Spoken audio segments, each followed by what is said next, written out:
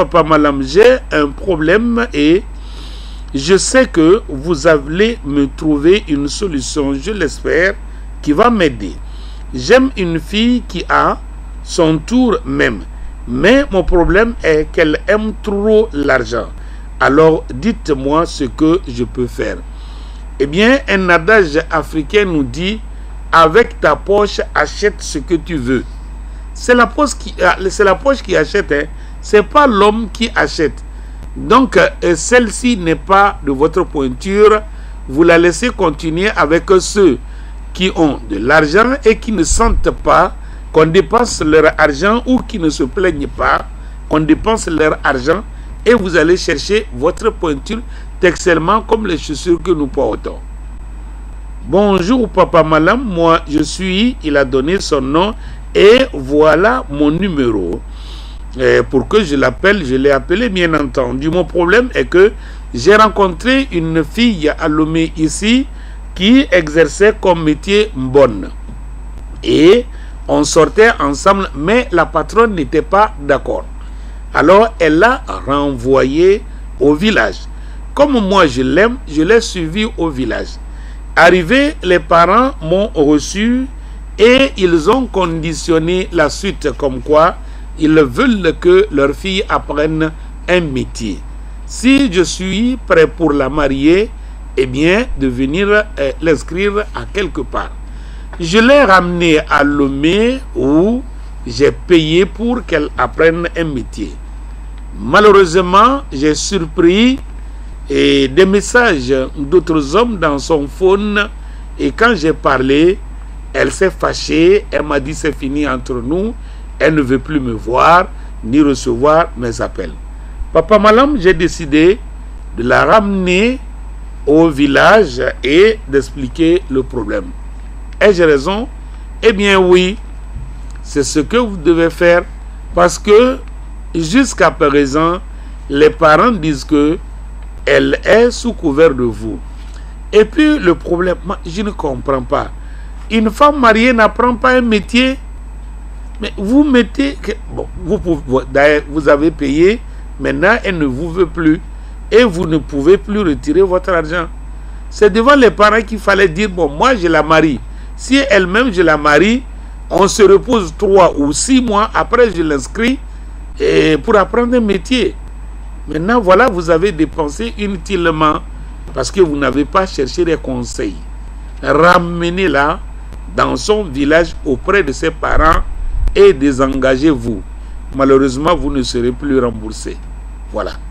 Bonjour Papa Malam, aidez-moi. Voici plus de 5 ans que je vis avec mon copain et on s'aime.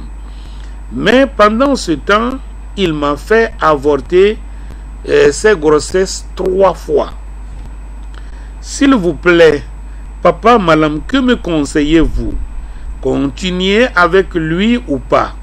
Il me dit, bon, je l'ai appelé, parce qu'il faut comprendre pourquoi il y a eu des avortements. C'est des avortements provoqués ou bien naturels.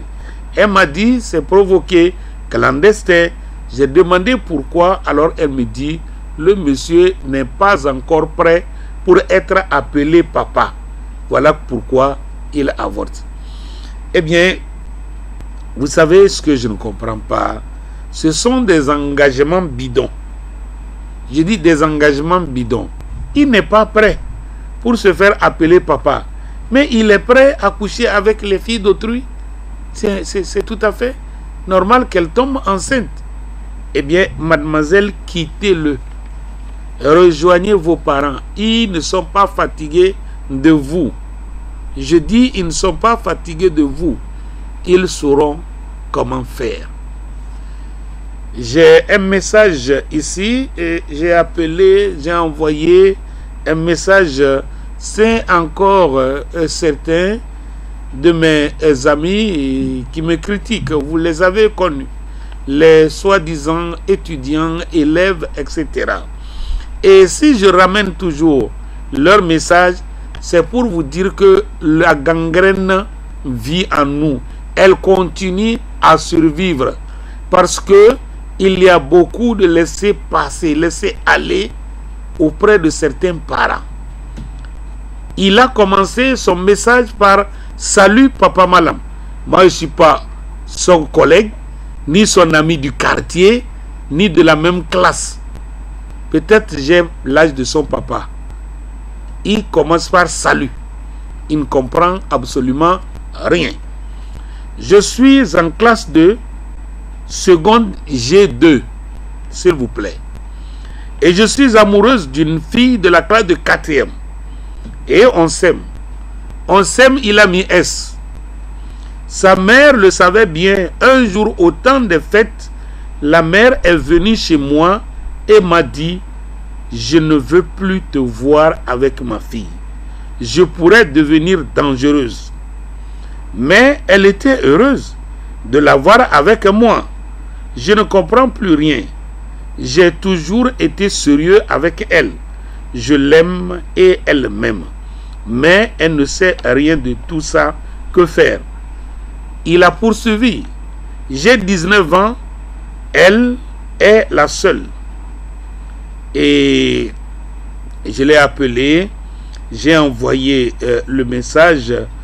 Et il me répond, quand j'ai demandé quel est son programme avec la fille, il me dit « Salut, s'il vous plaît, j'ai du mal à comprendre ce que vous voulez dire. » Et eh bien, voilà la triste réalité de ce qui se passe dans nos soi-disant collèges, lycées et universités. Il est temps que les lois reviennent. Elles existent. S'il vous plaît, messieurs les décideurs, enlevez la poussière et faites revivre ces lois. Un élève, un mineur, un élève qui est supporté par ses parents a une fille, et elle veut qu'elle soit, parce qu'il va l'enceinte. La maman est venue lui dire « Je peux être dangereuse ».